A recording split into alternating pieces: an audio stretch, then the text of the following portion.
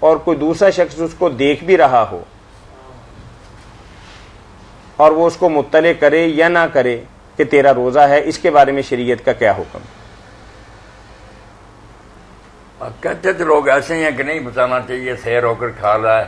اللہ تعالیٰ کا انعام ہے اس پر کہ وہ بھول کر کھا رہا تو کھا لے، روزہ بھی اس کا درست، مگر یہ بات درست نہیں، بتا دینا چاہیے کہ آپ تو روزہ سے ہیں، آپ کیوں کھا رہے ہیں۔ مطلب وہ کس مولانا اعتبار سے یہ بات کہتے ہیں کہ اللہ تعالیٰ کا انعام ہے، جبکہ اللہ تعالیٰ نے انعام تو یہ کیا ہے کہ تم روزہ رکھو گے تو انعام کے صحیح حقدار ہوگے، یہ تو بھول چوک کے حوالے سے کہ اللہ تعالیٰ اس پر مواخذہ نہیں کرتے۔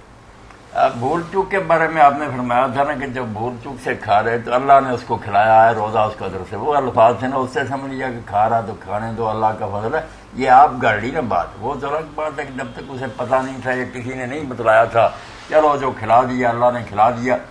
پھر تو بتا دینا چاہیے۔ چلیے مولانا